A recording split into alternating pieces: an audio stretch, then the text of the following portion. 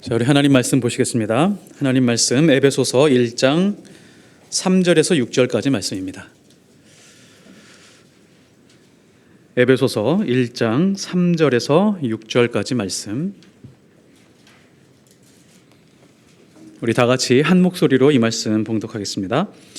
찬송하리로다. 하나님 곧 우리 주 예수 그리스도의 아버지께서 그리스도 안에서 하늘에 속한 모든 신령한 복을 우리에게 주시되 곧 창세전에 그리스도 안에서 우리를 택하사 우리로 사랑 안에서 그 앞에 거룩하고 흠이 없게 하시려고 그 기쁘신 뜻대로 우리를 예정하사 예수 그리스도로 말미암아 자기의 아들들이 되게 하셨으니 이는 그가 사랑하시는 자 안에서 우리에게 거저 주시는 바 그의 은혜의 영광을 찬송하게 하려는 것이라. 아멘. 아멘. 그리스 신화에 안타이오스라고 하는 거인 신이 있습니다. 이 안타이오스라고 하는 신은 땅에 붙어 있는 한 당할 자가 없고 땅에서 떨어지면 힘을 잃고 쓰러지는 이제 그런 신이었습니다. 거대한 자신을 보존하기 위해서 항상 땅에서 누워 있었고요. 땅에서부터 원기를 충전받고 있었습니다. 그리스 신화에서 가장 힘이 센 신은 헤라클레스입니다. 이 헤라클레스가 어느 날 이 안타이오스라고 하는 신하고 씨름을 하고 싶어서 씨름을 하게 됐습니다. 씨름을 하면서 계속해서 내동댕이 치고 있는데 이 안타이오스가 넘어지면 벌떡벌떡 일어나고 넘어지면 벌떡벌떡 일어나는 겁니다. 그래서 이 안타이오스를 이길 수 있는 방법이 없구나. 계속해서 그렇게 반복하다가 힘이 빠지는 그런 원리를 발견하게 되었습니다. 땅에 붙어 있을 때는 힘이 계속 있고 내동댕이 치면 더 힘을 얻게 되니까 번쩍 들어서 공중에 놓고 갈비뼈를 한 대씩 치면서 부러뜨려서 이겼다는 이제 그런 이야기가 있습니다. 자, 그리스도인이 이와 똑같습니다. 뭐와 같냐면 그리스도인이 하나님의 말씀과 멀어지기 시작을 하면, 하나님의 말씀과 분리되기 시작을 하면 우리는 세상에서 세상의 공격을 받게 될 것입니다. 세상은 우리 삶은 그냥 내버려 두지 않고 우리 삶에 구체적으로 손을 대기 시작할 거라고 하는 것이죠. 그리고 우리를 무기력하게 만들어 버릴 것입니다. 베드로전서 5장 8절을 보면 근신하라 깨어라 너희 대적 마귀가 우는 사자같이 두루 다니며 삼킬 자를 찾나니 이렇게 말씀하고 있는데요. 마치 안타이오스가 땅에서 분리돼서 공중에 떠 있어서 힘을 잃어가고 있는 것처럼 우리 그리스도인들은 하나님의 말씀으로부터 멀어지면 멀어질수록 우리는 무기력한 삶을 살아가게 되고 마치 우는 사자 앞에 서 있는 그런 위태로운 삶을 살게 된다라고 하는 것이죠. 하나님의 말씀, 생명의 말씀입니다. 이 생명의 말씀, 하나님의 말씀은 어떻게 구성되어 있을까요? 어떻게 이루어져 있을까요? 지식으로 이루어졌습니다. 어떤 지식이죠? 하나님을 아는 지식입니다. 구약 성경에서 이스라엘 백성들의 가장 큰 문제가 있었습니다. 가장 큰 문제가 뭐냐면 하나님을 제대로 아는 지식이 없었고 하나님을 제대로 아는 지식이 없으니까 자신들이 어떤 존재인지를 알지 못하고 자신의 존재답게 살지 못했었던 것이 가장 큰 문제였다라고 하는 것이죠. 호세아서 4장 6절에 보면 내 백성이 뭐가 없어서 망한다고요? 내 백성이 지식이 없으므로 망하는도다 라고 이렇게 말합니다. 어떤 지식이죠? 하나님을 올바로 아는 지식이 없으니까 자기 자신이 이 땅에서 어떻게 살아가야 되는지 어떤 존재로 살아가야 되는지가 명확하지 않았다는 것입니다. 칼빈의 기독교 강요 첫 장에 이런 말이 나옵니다. 하나님에 관한 지식과 우리 자신에 관한 지식은 서로 연결되어 있다. 칼빈이 30대 초반에 이 책을 썼는데요. 너무너무 부럽습니다. 이런 지식을 가지고 있었던 게 너무너무 부럽습니다. 하나님을 아는 지식과 나를 아는 지식이 아주 긴밀하게 연결되어 있다라고 하는 것입니다. 하나님을 정확히 아는 지식은 내가 어떻게 이 세상에서 살아가야 될지를 알려줄 뿐만이 아니라 나에게 힘을 주고 있다라고 하는 것이죠. 그래서 호세아서 6장 3절에 이렇게 말합니다. 그러므로 우리가 여호와를 알자. 어떻게 알자? 힘써 여호와를 알자. 힘써 여호와를 알게 될 때 그의 나타나심은 새벽의 별같이 반드시 나타나게 될 것이다. 여호와를 알아가는 과정이 쉽지 않을 것이다. 마치 밤새도록 무언가를 찾는데 앞이 보이지 않는 것처럼 껌껌할지 모르지만 반드시 환해지면서 새벽에 별이 뜨듯이 반드시 하나님은 우리 삶에 구체적으로 나타나게 될 것이다 라고 하는 것이죠. 많은 사람들이 이렇게 생각을 합니다. 사랑은 지식과 별로 관계가 없을 것이다 라고 생각하며 살아갑니다. 과연 그럴까요? 어떤 이제 젊은 사람들이 이렇게 얘기합니다. 사랑에 서투르면 이렇게 얘기합니다. 연애를 글로 배웠냐? 이렇게 얘기를 합니다. 그러니까 연애를 잘 해보지 못했느냐 이런 거죠. 사랑에 지식이 필요합니다. 어떤 지식이냐면 잘 보십시오. 우리가 사랑을 할 때 그 사랑을 하면 그 사람을 더 알고 싶어집니다. 알고 싶어질수록 사랑이 더 깊어지죠. 근데 재밌는 것은 이게 연애할 때까지만입니다. 연애가 끝나고 이제 결혼했습니다. 결혼했는데 결혼하고 나서 보니까 좋은 점도 있었는데 연애할 때는 좋은 점만 보였는데 결혼하고 나니까 나쁜 점이 더 크게 보이는 거예요. 나쁜 점이 더 큽니다. 좋은 점은 더 작아요. 근데 결혼 생활을 계속 해요, 안 해요? 계속 합니다. 왜 그러죠? 그 사람이 분명히 나쁜 점인데도 불구하고 우리가 그 사람과 계속 결혼하고 살아가는 이유는 뭐냐면 그 나쁜 점이 이해가 가기 때문에 그렇습니다. 왜 저런 행동을 하는지, 왜 저런 말을 하는지 그래도 그 사람을 이해할 수 있기 때문에 그 이해가 뭐죠? 지식입니다. 자, 예를 들면 이런 겁니다. 우리가 결혼을 했는데 나한테는 정말 나빠요. 정말 이 사람 이것만 고쳐주면 나는 행복할 것 같은데 그런데도 이혼 안 하고 사는 이유는 뭐냐면 사랑하기 때문이죠. 나는 그 사람을 받아들여요. 근데 다른 사람이 다른 여자가 내 남편의 나쁜 점을 계속 집어서 뒷담화하는 거예요. 그러면 기분이 좋아요, 나빠요? 나쁩니다. 왜냐하면 나는 그 사람의 나쁜 점이 이해가 가고 그 사람의 나쁜 점까지도 수용하고 사랑할 수 있기 때문에 그렇습니다. 그 이해가 지식이라고 하는 것이죠. 자, 우리는 지금 바울의 찬송 속에 들어와 있습니다. 3절부터 14절까지는 찬송하리로다 라고 하면서 바울의 찬송 안으로 들어와 있습니다. 이 찬송 안에서 하나님을 아는 놀라운 지식을 경험하고 있고 그 경험 때문에 바울은 찬송하고 있는 것입니다. 하나님을 아는 지식이 지금 마치 어떻게 서술이 되어 있냐면 설계도처럼 서술이 되어 있습니다. 그 설계도의 뼈대는 무엇이냐면 삼위일체 하나님입니다. 3절부터 6절까지는요 성부 하나님을 찬송하고 있고 7절부터 12절까지는 성자 예수님을 찬송하고 있고 13절과 14절은요 성령 하나님을 찬송하고 있습니다. 첫 번째, 성부 하나님께서 창세 전에 우리를 미리 예정하시고 거룩하고 흠이 없게 하시려고 우리를 하나님 자녀로 삼으셨다라고 하는 것을 찬송하고 있고요. 두 번째는 성자 예수님께서 우리의 죄를 대신해서 우리 죄를 사하시고 우주 만물 땅과 하늘을 통일되게 하려 하신다라고 하는 것을 찬송하고 있고요. 그 다음에 성령 하나님, 이 모든 것을 이루시고 거의 문서처럼 우리를 기업이 되게 하신 그 기업의 문서처럼 보증하시고 인을 치셨다라고 하는 것을 찬송하고 있습니다. 그러니까 하나님의 이 위대한 설계도, 이 설계도 안에서 하나님의 지식을 발견하고 있고요. 하나님을 아는 지식을 발견하고 있고 거기다가 한 가지 더 깊은 곳에서 하나님의 사랑을 발견하고 있다라고 하는 것이죠. 자, 우리는 지금 바울의 찬송의 첫 번째 주제를 살펴보고 있습니다. 3절에서 6절까지 성부 하나님의 그 위대한 주제를 지금 살펴보고 있는데 하나님이 우리를 택하시고 예정하셔서 뭐가 되게 했다고요? 아들들이 되게 하셨다. 하나님의 자녀가 되게 하셨다라고 하는 것을 가장 첫 번째로 하나님을 찬송하는 그런 주제로 삼았다라고 하는 것입니다.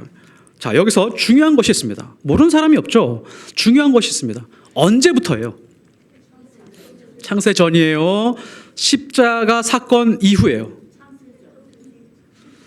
자, 오늘 말씀에서 보면 창세 전입니다. 창세 전. 창세 전에 우리를 자녀로 삼겠다라고 그렇게 예정하시고 확정하신 그 이유는 무엇이냐면, 이 의미는 무엇이냐면, 창세 전에 이미 내가 지금 나의 이 형편없는 모습이 하나님의 사랑을 취소할 수 없게 만들어 놓으셨다라고 하는 것입니다. 나의 죄인된 어떠한 모습도, 나의 이 죄인된 어떠한 모습도 창세전에 이미 사랑하셨던 그 사랑을 취소시킬 수 없게 하나님께서 만들어 놓으셨다는 것입니다. 그래서 바울이 그 사랑에 굉장히 놀라면서 하나님을 찬송하고 있다라고 하는 것이죠.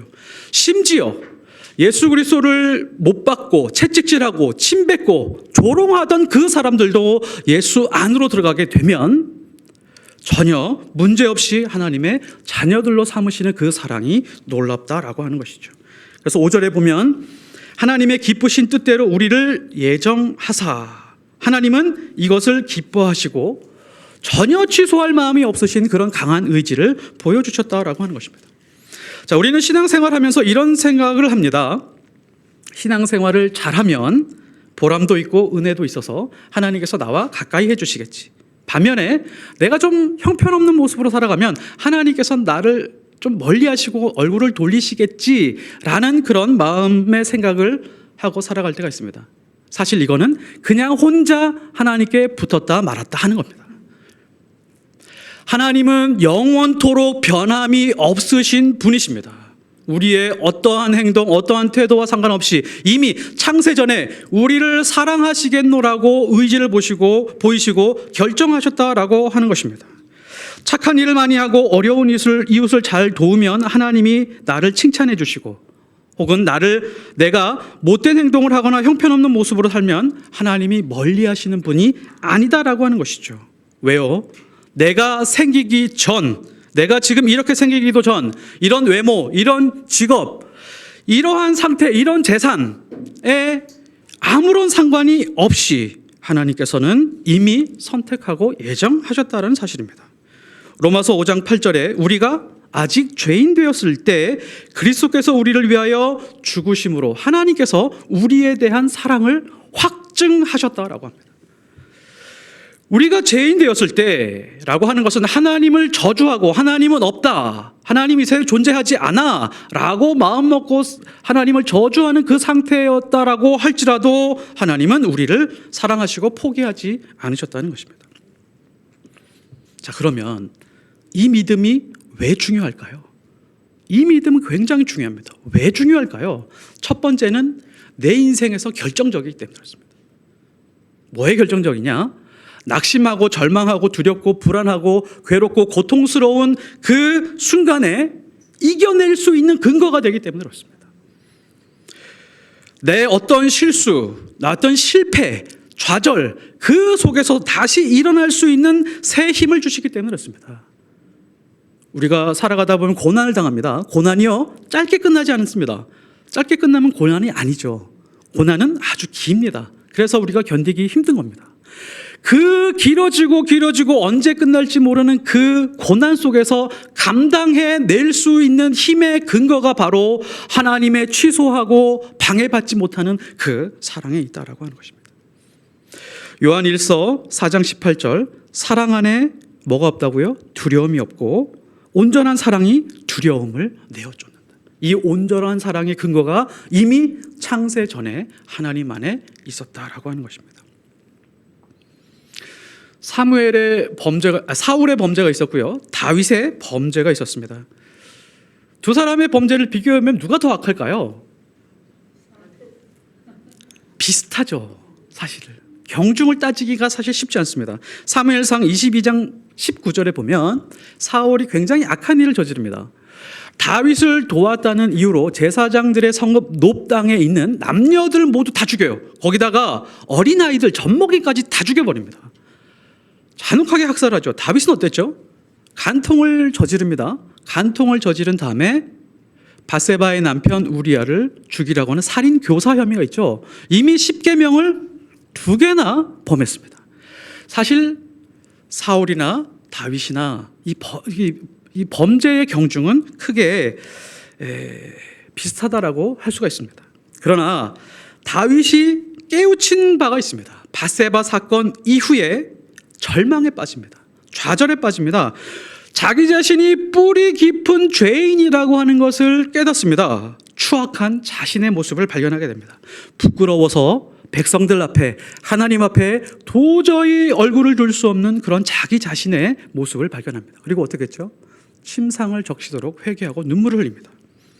시편 51편 17절에 하나님께서 구하시는 제사는 상한 심령이라 하나님이여 상하고 통회하는 마음을 주께서 멸하지 아니하시리라. 다윗이 하나님 앞에서 발견한 것이 바로 이것입니다. 하나님께서는 상한 마음을 받으시는구나. 통회하는 마음은 멸시치 않으시는구나. 비록 나 자신이 나를 저주할지라도 하나님만큼은 나를 저주하지 않으시고 품으시는 부분이구나 라고 하는 것을 깨달았다라고 하는 것입니다. 비록 우리는 스스로 살면서 실패한 것 같고 사는 동안 아무것도 이루어 놓은 것이 없는 것 같다라고 할지라도 하나님은 절대로 우리를 포기하지 않습니다. 이 확신이 있다면 나는 나 자신을 절대 포기할 수 없겠죠. 그리고 하나님의 은혜와 일상에서 감사로 살아갈 수밖에 없다라고 하는 것입니다. 그리고 이 믿음이 중요한 두 번째 이유가 있습니다. 두 번째 이유, 이웃에 대한 완전히 새로운 개념이 발생하게 됩니다. 어떤 개념일까요? 하나님은 이 추악한 나 자신도 사랑하시는데 내가 정말 싫어하는 저 사람도 하나님은 사랑하시겠구나. 정말 부끄럽고 누구에게 말하지 못하는 나의 이 죄악된 모습도 하나님께서 모두 용납해 주셨는데 내가 정말 원수같이 여기는 저 사람도 하나님은 받아들여 주시겠구나 라고 생각을 하면서 그 이웃을 미워할 근거를 찾지 못한다라고 하는 것입니다. 에베소서 4장 24절 25절 하나님을 따라 의와 진리의 거룩함으로 지으심을 받은 새 사람을 입으라. 그런즉 거짓을 버리고 각각 그 이웃과 더불어 참된 것을 말하라. 이는 우리가 서로 지체가 됩니다. 자, 우리는 하나님의 사랑을 힘입고 새 사람이 되었습니다. 새 사람이 되었다라고 하는 것은 이 말씀에 따르면 이웃이 나의 지체가 되었다는 것이죠. 자, 우리가 우리 몸과 우리 인생을 사랑할 때요, 우리 몸 중, 우리 성격 중에서 나쁘지만, 내 성격은 나쁘지만 그래도 내 자신이기 때문에 사랑하잖아요. 그거하고 마찬가지라는 것입니다. 이웃이 지체가 됐다라고 하는 것은 저 사람의 정말 못된 성질조차도 내 자신의 일부처럼 받아들일 수 있는 힘이 바로 여기서 나오기 때문에 그렇다라고 하는 것이죠. 새 사람을 입은 뒤에 지독하게 자기 자신만 알고 자기 중심적으로 살아가다가 자기만 잘난 줄 알았던 사람들이 변해서 내 몸의 지체가 주변에 있다라고 하는 것을 깨닫게 되는 것입니다.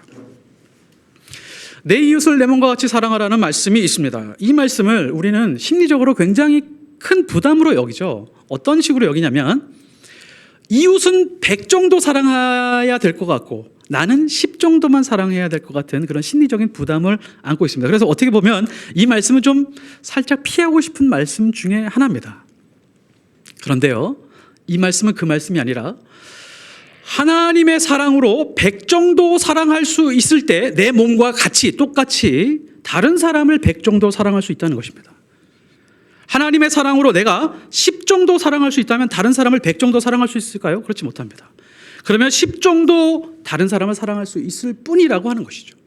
내 이웃을 내 몸과 같이 사랑하라라고 하는 것은 하나님의 크신 사랑, 창세 전에 취소할 수 없는 그 크신 사랑이 내 안에 있으면 그만큼 다른 사람을 사랑할 수 있다라고 하는 것입니다. 어떤 청년이 있었습니다. 이 청년이 이런 고백을 합니다. 나는 삼촌이 천국에 가면 그 천국 가기 싫다.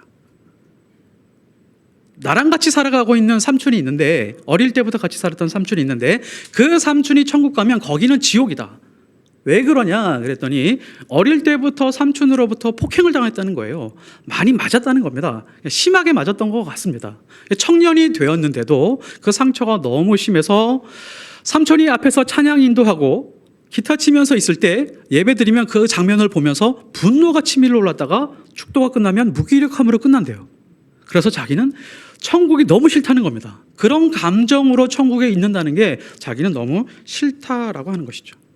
그래서 20세 청년이 되었습니다. 어느 날 자의반 타의반으로 집에 들어가기 싫으니까 장애인 봉사단체에서 일주일 동안 봉사하는, 멀리 가서 이제 집을 떠나서 봉사하는 이제 그 봉사를 떠났대요. 근데 그 장애인 봉사단체가 기독교 단체인데 중증 장애들과 함께 예배하다가 중증 장애인들이 하나님을 찬양하고 예배하고 하나님을 살아가는 그 고백을 보면서 하나님의 사랑을 경험했습니다. 하나님의 사랑을 충분히 경험하고 나서 집으로 돌아왔는데 어떤 일이 벌어졌냐면 자기 자신이 키가 이렇게 큰지 몰랐대요. 삼촌의 키가 그렇게 작은지 몰랐답니다. 자기 자신을 회복하기 시작했습니다. 그리고 삼촌을 긍휼히 여기기 시작했대요. 삼촌을 보니까 어릴 때부터 할아버지로부터 크게 두들겨 맞은 그 장면들이 생각이 나더라는 겁니다.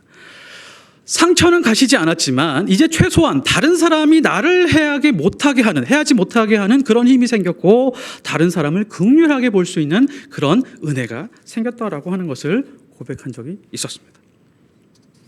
하나님의 사랑, 창세 전에 우리를 위해서 준비해 두셨던 그 놀랍고 위대한 사랑을 경험하니까 이렇게 사람이 변했다라고 하는 것이죠. 그리고 하나님이 우리를 하나님의 자녀로 택하시고 예정하신 이유가 오늘 4절에 나옵니다. 4절 한번 보실까요? 4절 제가 읽겠습니다. 곧 창세 전에 그리스도 안에서 우리를 택하사 우리로 사랑 안에서 그 앞에 거룩하고 흠이 없게 하시려고. 자, 우리를 왜 예정하시고 택하셨다고요? 거룩하고 흠이 없게 하시려고 하는 거 보니까 하나님은 창세전부터 굳은 의지를 가지고 계셨습니다. 어떻게 해요? 거룩하게 하기 위한 하나님의 굳은 의지, 수천 년 전, 영원 전부터 그렇게 굳은 의지를 한 번도 포기하지 않으셨습니다. 여기서 거룩하게요, 이 거룩이라고 하는 것이 무엇이냐면 하나님과의 올바른 관계를 말하는 겁니다. 올바른 관계. 그래서 이걸 이렇게 좀 자연스럽게 풀 수 있어요. 거룩하게, 그러니까 우리를 택하사 우리로 사랑 안에서 하나님과 바른 관계를 맺도록 하시려고. 자, 우리나라의 영어 공부가 많이 문제가 있다라고 말합니다. 이제 영어 공부에 어떤 문제가 있느냐, 이제 여러 가지 이제 그 문제점을 지적을 하지만 어떤 사람이 이런 재밌는 얘기를 하더라고요. 깜지 교육에 문제가 있다. 그러니까 단어를 한 단어장에다가 새까맣게 뭐 애플 사과 한 페이지 새까맣게 하잖아요. 이 교육에 문제가 있다라고 하는 것이죠.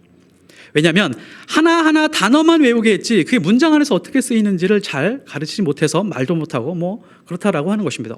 어느 정도 이해가 가는 것 같습니다.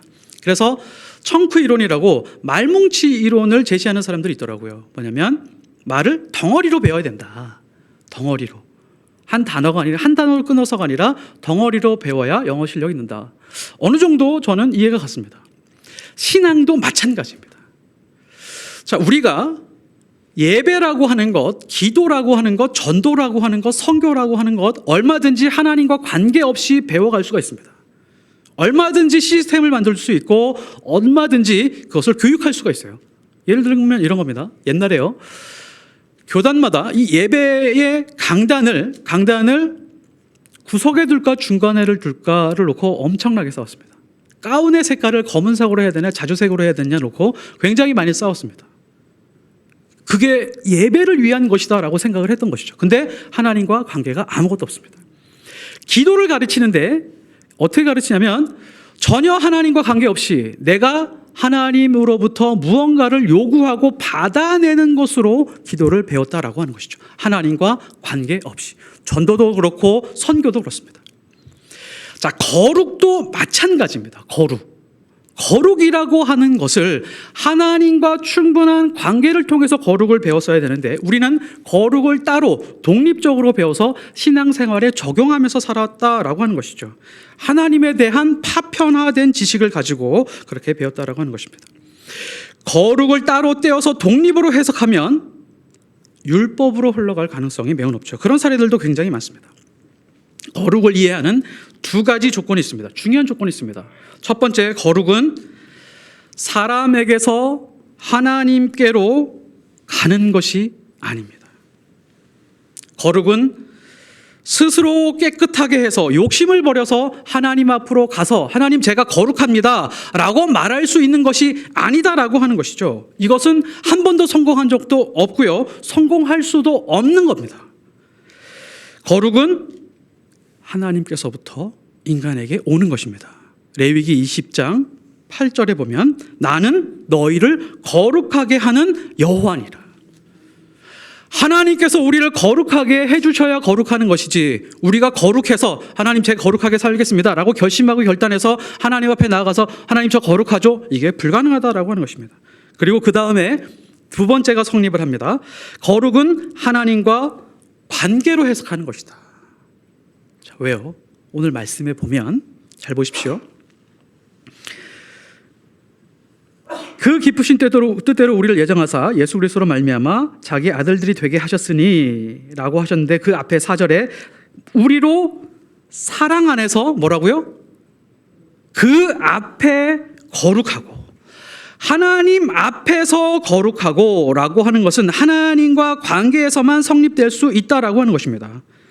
하나님과 관계없는 거룩에 대해서 예수님이 독서를 하셨죠. 독사의 자식들아.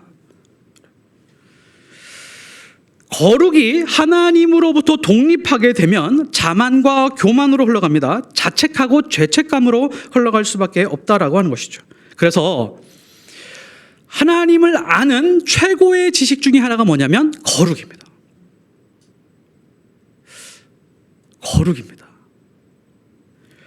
이 피할 수 없는 주제고요. 피해서도 안 되는 주제입니다. 레위기 11장 45절 내가 거룩하니 너희도 거룩할지어다. 내가 거룩하니까 너희도 거룩해야 돼. 우리는 죄인인데 거룩하려고 하니까 너무너무 가슴이 이거 할 수도 없고 부담스럽잖아요. 근데 하나님은 하나님의 수준까지 올라와서 거룩하라 라고 이렇게 명령하고 있습니다. 그래서 우리는 신앙생활 오래 하면서 이런 생각을 합니다. 저도 그런 적이 있습니다. 거룩이라고 하는 것은 신앙적으로 현실적이지 않아. 이상적인 거야. 야, 가만 보니까 목사들도 거룩하지 못하던데? 현실적으로 너무 무리한 거 아니야? 아니, 다른 말 해주세요. 다른 설교해 주십시오. 이 거룩은 현실적으로 사실 불가능한 것입니다. 그리고 이런 질문도 가능합니다. 구약에서만 주로 사용된 언어가 아니었을까요? 제사법 때문에 제사법에서 요구하는 그런 거룩, 그래서 거룩이 많이 강조되었던 거 아닐까요? 신약에는 별로 거룩이 강조되지 않는 거 아닐까요? 라고 질문할 수 있습니다. 그런데요, 베드로전서 1장 15절 오직 너희를 부르신 거룩한 이처럼 너희도 모든 행실에 거룩하라. 어쩌죠? 젊은 사람들 말대로 빼박입니다. 빼도 박도 못합니다. 그것도 그냥 거룩하라고 하는 것이 아니라 모든 행실에서 거룩하라. 구약에서보다요 더 구체적으로 요구하고 있습니다. 자, 우리가 이걸 부담으로 받아들여야 할 필요가 있습니다. 하나님의 자녀가 되면 우리 마음 안에 소망이 생깁니다. 정말 소망이 생깁니다. 하나님, 기도하면서 하나님께 잘 쓰임 받고 싶습니다. 하나님, 진짜 말씀대로 잘 살아가고 싶습니다. 하나님이 저를 부르셨는데 그 부르심대로 잘 살아가고 싶습니다. 저 정말 예수님 닮고 싶습니다. 이런 소망들이 다 있습니다. 하나님의 기쁘신 뜻대로 살아가고 싶습니다. 성경이 우리에게 대답을 합니다. 데살로니가 4장 1절에서 3절 너희가 마땅히 어떻게 행하며 하나님을 기쁘시게 할 수 있는지를 우리에게 배웠으니 곧 너희가 행하는 바라 더욱 많이 힘쓰라. 우리가 주 예수로 말미암아 너희에게 무슨 명령으로 준 것을 너희가 아느니라. 하나님의 뜻은 이것이니라 너희의 거룩함이라. 어떻게 하죠? 하나님을 기쁘시게 하고 싶은데 하나님은 우리에게 거룩함을 요구하시고요. 예수 그리스도의 형상을 닮고 싶은데 거룩하라고, 우리에게 모든 행실에서 거룩하라고 이렇게 말씀하고 있습니다. 또 재밌는 것은 너희의 거룩함이라, 하나님의 뜻은 너희의 거룩함이라 라고 하고 그 다음에 뭐가 나오냐면 간음하지 말라고 나옵니다. 생뚱맞게. 그리고 또 생뚱맞게 아내에게 거룩하게 행하라고 나옵니다. 그리고 조금 더 밑에 가면 이웃을 해하지 말라고 나옵니다. 왜 그럴까요? 거룩이라고 하는 것은 혼자 거룩할 수 있는 것이 아니라 누구와의 관계 속에서 거룩이 드러나는 것이지, 혼자 거룩하다라고 해서 거룩한 것이 절대로 아니다라고 하는 것입니다. 그리고 이 거룩이라고 하는 것이 가장 가까운 사람, 아내, 자녀들, 내 주변에 있는 이웃들, 그 사람들에게 드러나지 않으면 그건 가짜 거룩일 수밖에 없다라고 하는 것이죠. 사실 성경에 따르면 이 거룩은 특별한 용어가 아니라 일상적인 용어가 돼야 된다라고 말씀하고 있습니다. 부르심에 대해서도 마찬가지입니다. 7절, 8절 데살로니가 전서 4장 7절, 8절 보면 하나님이 우리를 부르심은 부정하게 하심이요 아니요 거룩하게 하심이니 그러므로 저버리는 자는 사람을 저버림이 아니요 그에게 그의 성령을 주신 하나님을 저버립니다. 알면 알수록 점점 부담이 가중되고 있습니다. 거룩함을 외면하면 하나님을 저버리는 것이 된다라고 계속해서 말씀해 주고 있습니다. 구약에서 대표적인 범죄가 두 가지가 있습니다. 하나는 살인이고 하나는 성적인 범죄입니다. 그래서 하나님은 이 성적인 범죄와 살인에 대해서 아주 분명하게 짚고 넘어가고 있죠. 이게 무슨 얘기냐면 하나님과의 관계가 끊어지게 되면 가장 아름다워야 되는 부부의 관계에서 악취가 난다는 겁니다. 하나님과의 관계가 바르지 못하면 세상에 있는 사람들, 이웃들, 그 사람들을 밟고 자기가 계단처럼 활용해서 자기의 성공을 위해서 도모한다라고 하는 것입니다. 하나님과의 관계가 끊어지면 남녀 관계를 놀이개 정도 혹은 쾌락의 대상으로 그렇게 삼는다라고 하는 것을 우리에게 알려주고 있습니다. 하나님과의 관계가 끊어지게 되면 목사도 장로도 그리스도인도 다 소용이 없다. 다 이런 지경에까지 이르게 된다라고 하는 것입니다. 자, 어떤 상황이 있습니다. 둘 다 살 수 없는 상황입니다. 근데 세상에서는 상대를 죽이고 자기 자신이 살려고 노력을 하죠. 이게 세상이고 사회입니다. 근데 하나님과 바른 관계를 가지고 있는 사람들은 내가 죽어도 다른 사람을 살려내는 그런 선택을 하게 되죠. 태평양에 호화 유람선이 항해를 하고 있었습니다. 배가 자체가 되었고요. 가라앉고 있었습니다. 9명 정도 파괴가 돼서 이제 살릴 수 있는 사람은 한정이 되어 있었습니다. 그래서 선장이 이렇게 말을 했습니다. 저를 포함해서 3명 정도만 좀 자리를 양보해 주십시오. 죽음을 요구하는 것이죠. 그래서 첫 번째 사람이 나왔습니다. 영국 사람이 나왔습니다. 영국 사람이 나와서 대영 제국의 신사처럼 제가 양보하겠습니다 하고 배에서 뛰어내렸습니다. 프랑스 사람이 또 등장을 했습니다. 제가 양보하겠습니다 라고 하면서 인생은 예술같이 살다가 예술같이 죽는 겁니다 라고 하면서 배에서 아름답게 뛰어내렸습니다. 프랑스 만세. 옆에 있던 한국 사람이 등장을 했습니다. 대한민국 만세 하면서 본능적으로 일본 사람을 끌어안고 뛰어내렸다고 합니다. 예수 믿는 사람은 이렇게 살면 안 되죠. 예수 믿는다고 외치면서 너 죽고 나 죽자라고 하면 안 된다라고 하는 것입니다. 그러므로 거룩은 하나님과 바른 관계에서 시작을 하고요. 하나님과 바른 관계는 가장 가까운 나의 사랑하는 대상, 아내와 남편, 자녀, 이웃으로 계속해서 확장되어 나가야 된다라고 하는 것입니다. 거룩이라고 하는 것을 다시 한번 설명하고 싶습니다. 거룩이라고 하는 것은 어떤 검은 존재가 하얗게 변하는 것, 이것을 말하지 않습니다. 아주 하얀 존재가 검은 티가 묻었다고 해서 거룩하지 않다라고 말할 수도 없습니다. 살인하지 않았습니다. 간음하지 않았습니다. 거짓말하지 않았습니다. 라고 하더라도 그 사람을 거룩하다라고 말할 수 없습니다. 자, 그러면 이제 하나님의 부르심대로 하나님을 기쁘시게 하면서 하나님의 뜻대로 예수님 닮은 형상으로 살고 싶은데 거룩하게 살려면 어떻게 해야 되나요? 거룩이 도대체 무엇인가요? 라고 우리가 질문을 해야 됩니다. 강하게 질문해야 됩니다. 거룩이 무엇이죠? 거룩하게 사는 것은 어떻게 사는 것이죠? 그러면 오늘 말씀에서 대답을 해주고 있습니다. 4절 다시 한번 보겠습니다. 우리로 사랑 안에서 그 앞에 거룩하고. 자, 중요합니다. 하나님과 관계로 거룩이 세워졌습니다. 자, 곧바로 어디로 흡수된다고요? 사랑 안으로 흡수가 됩니다. 이게 무슨 얘기냐면 이 거룩이라고 하는 것은 사랑 안에서 완성이 된다는 겁니다. 어디 안에 들어갔다라고 하는 것은 그 안에서 지배받는다는 거잖아요. 우리가 예수 안으로 들어갔다는 것은 그리스도 안에서 살아간다는 것은 뭐냐면 예수님이 우리를 지배하고 있다는 것입니다. 거룩이 사랑 안으로 들어가 있다라고 하는 것은 사랑이 거룩을 지배한다는 것입니다. 종교는 뭐냐? 종교는 뭐냐? 거룩이 사랑을 지배하는 것이고요. 하나님이 말씀하시는 거룩은 뭐냐? 사랑이 거룩을 지배하는 것이라고 말할 수 있습니다. 그래서 저 사람은 거룩한 사람이야 라고 했을 때 확인하는 방법이 뭐냐면 저 사람 안에 사랑이 있는지 없는지입니다. 사랑이 없는 거룩은 가짜라고 하는 것이죠. 그럼 거룩의 완성은 뭘까요? 거룩의 완성이 있습니다. 원수를 사랑하는 겁니다.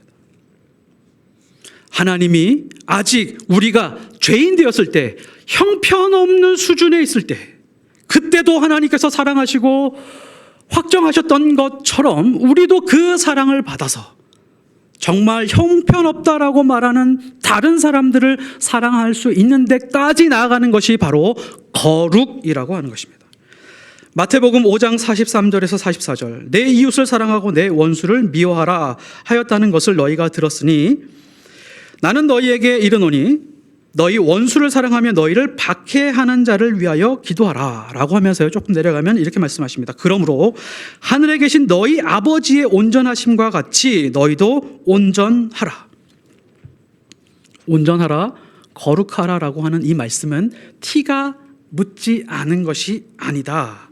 더러운 죄를 짓지 않고 주름 잡히지 않은 완전한 상태를 말하는 것이 아니다.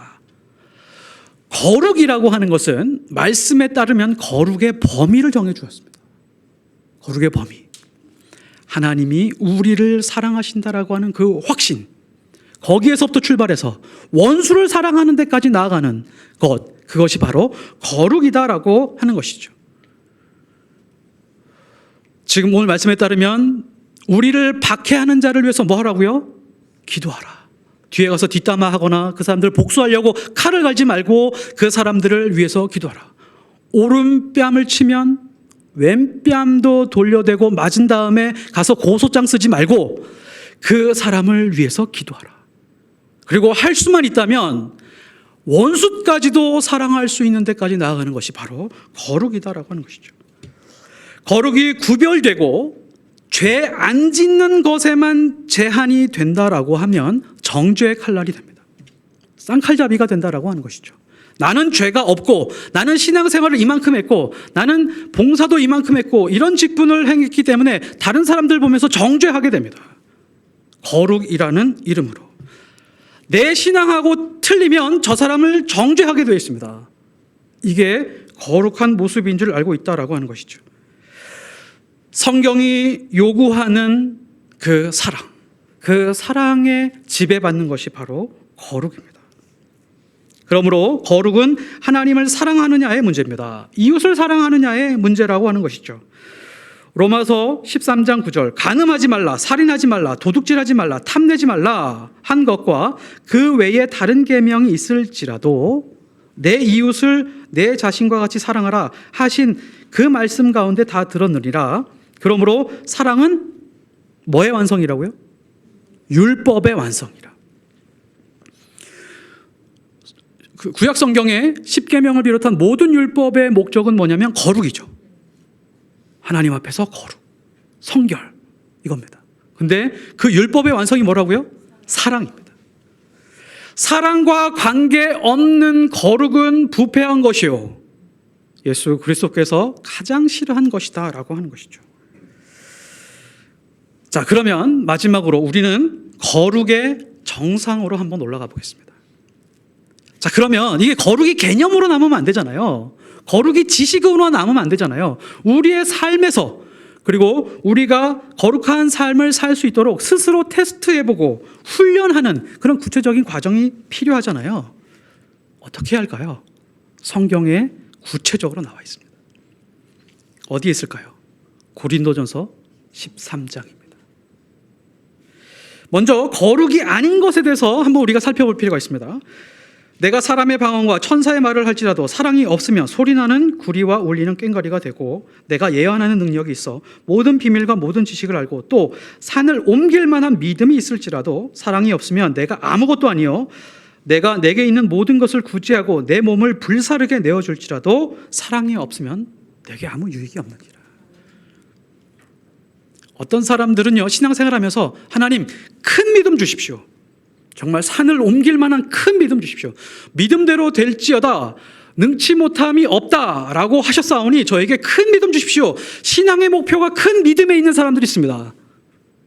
그 믿음이 소용이 있다고요, 없다고요? 없습니다. 병을 치유하는 능력을 주십시오. 저에게 예언하는 능력을 주십시오. 이게 신앙의 최고봉인 줄 알고 그렇게 하나님 앞에 간절히 구하는 사람도 있습니다. 그게 소용이 있다고요, 없다고요? 없습니다. 몸을 불사르게 내어주는 그런 희생과 헌신이 있을지라도 소용이 없대요. 조금 제가 과장되게 예를 들어보겠습니다. 영하 60도예요. 주변에 있는 사람이, 모든 사람이 너무 추워서 덜덜덜 떨고 있어요. 내가 여기다 몸에다 불을 끼얹어서, 석유를 끼얹어서 불을 질러서 몸을 불살랐어요. 그리고 모든 사람이 따뜻해졌습니다. 그래도 소용이 없다는 겁니다. 우리는요, 신앙생활을 하면서 이런 생각을 합니다. 신앙은 양육받아야 된다. 양육 필요합니다. 교회에서 양육도 해야 돼요. 근데 양육만 받았는데 20년, 30년을 받았는데 왠지 모르게 아쉬운 사람들이 있죠. 사랑이 느껴지지 않고 뭔가 이 사람하고 가까이 하고 싶지 않은, 신앙은 인정해 주겠어요. 근데 뭔가 가까이 가고 싶지 않습니다. 신앙생활 오래 하면서 기도응답 많이 받았어요. 간증도 상당히 많습니다. 부럽다. 나도 저렇게 하나님의 은혜와 능력을 많이 경험하고 싶다라는 생각이 드는데 이상하게 가깝게 지내고 싶지 않은 사람들이 있습니다. 왜 그럴까요? 사랑이 느껴지지 않기 때문에 그렇습니다. 신앙이 결단하고 계획을 세운다고 해서도 되지 않더라고요. 신앙은 물들어가는 겁니다. 하나님의 그 고귀한 사랑에 물들어가는 겁니다. 십자가 사랑에 물들어가는 것입니다. 사람이요, 누군가를 좋아하면 아세요? 흉내냅니다. 그죠? 사랑하는 사람들을 보고 흉내냅니다. 그리고 부부가 닮아가게 되죠. 자녀들이 아빠하고 엄마를 좋아하게 되면 아빠의 말투와 엄마의 그 행동들을 따르게 돼요. 왜냐하면 사랑한다는 증거예요. 뭐죠? 물들어가고 있는 것입니다. 우리가 하나님의 사랑, 십자가의 사랑에 물들어가지 않고 종교적인 그런 교육과 양육과 간증에 멈추고 있다면 그것은 하나님이 원하는 신앙이 아니다라고 하는 것이죠. 거룩한 삶은 사랑으로 드러날 수 있어야 된다. 그래서 이 거룩의 절정이 바로 이겁니다. 5절에서 7절. 사랑은 오래 참고, 사랑은 온유하며, 시기하지 아니하며, 자랑하지 아니하며, 교만하지 아니하며, 무례하지 아니하며, 자기의 유익을 구하지 아니하며, 성내지 아니하며, 악한 것을 생각하지 아니하며, 불의를 기뻐하지 아니하며, 진리와 함께 기뻐하고, 모든 것을 참으며, 모든 것을 믿으며, 모든 것을 바라며, 모든 것을 견디느니. 진리와 함께. 우리가 믿는 진리가 뭐죠? 창세 전부터 우리의 이 형편없는 모습에도 불구하고 사랑하시겠노라고 계획하시고 결단하시고 예수 그리스도를 이 땅에 보내셔서 십자가에 못 박히게 하신 그 하나님의 사랑, 그것으로 기뻐하면서 오래 참아가는 것. 우리 이웃에게 무례하지 않는 것. 성경에 보면요, 아내에게도 거룩하라라고 말합니다. 혹시 보셨어요? 아내는 남편에게도 거룩하라고 합니다. 이게 무슨 얘기냐? 오래 참으라. 제발 무례하지 말아라. 친절해라. 무엇을요? 하나님의 그 위대한 사랑으로. 창세전에 취소하거나 방해받지 않는 그 사랑이 이미 확증되었고, 이 형편없는 나를 하나님의 자녀로 확증하셨기 때문에 우리는 그 사랑 안에서 거룩한 삶을 살아가는 것입니다. 심지어 나를 죽이려고 드는 그 사람까지도 하나님의 사랑으로 사랑하겠노라고 계속해서 노력하고 참고 인내하고 친절하게 말하고 온유하고, 이렇게 한 것이 바로 거룩한 삶을 살아내는 것입니다. 거룩은 십자가의 사랑으로 물들어 가는 것입니다. 기도하겠습니다. 하나님 아버지, 창세전에 이미 우리를 하나님의 자녀로 선택하시고 예정하셔서 구원의 길로 인도해 주셔서 감사합니다. 하나님께서 모든 행실에 거룩하라고 요구하셨기 때문에 예수 그리스도의 십자가 그 사랑으로 응답하는 그런 삶을 살게 하여 주옵소서. 하나님은 우리를 위해서 오래 참으셨는데 우리는 참지 못하는 그런 삶을 살아갈 때가 많습니다. 하나님은 온유하셨고 무례하게 행치 아니하셨고 우리에게 성내지 아니하셨고 우리를 끝까지 사랑하셨던 그 분이신데 우리가 그 사랑을 저버리고 우리는 우리의 욕심대로 우리의 성질대로만 살아갔었던 것을 회개합니다. 하나님 붙들어 주셔서 이제 매일매일의 삶 속에서 거룩한 삶을 살아내는 그런 하나님의 자녀들 되게 주님 붙들어 주시옵소서. 예수 그리스도 이름으로 기도드렸사옵나이다. 아멘.